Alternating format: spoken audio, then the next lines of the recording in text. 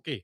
Euh, pour démarrer, maintenant, on va surtout parler sur tout ce qui est LVT. Et comme LVT, il y a du LVT à coller, donc 2 mm 5. Là, il n'y a pas de système d'encliquetage.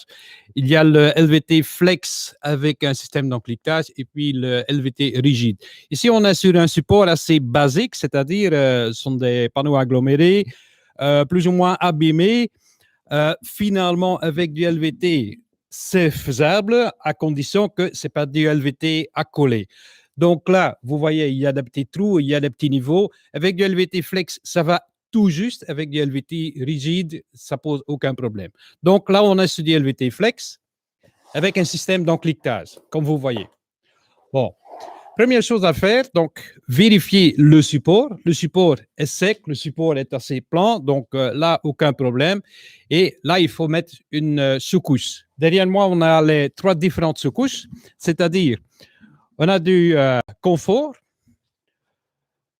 sous-couche confort, plus ou moins 1 mm, puis on a sous-couche heat, c'est-à-dire c'est une sous-couche qui est un peu plus épais, qui va vous permettre, dans des situations où il y a pas mal de chaleur sur votre LVT, de diriger la température vers le support. Et puis finalement, on a ici la transit. La grande différence entre transit et le confort, c'est qu'ici, il y a un feutre supplémentaire qui va réduire le bruit, par exemple, dans des appartements. Donc, aujourd'hui, on va travailler sur le confort. On va poser la sous-couche et puis on va démarrer avec la pose.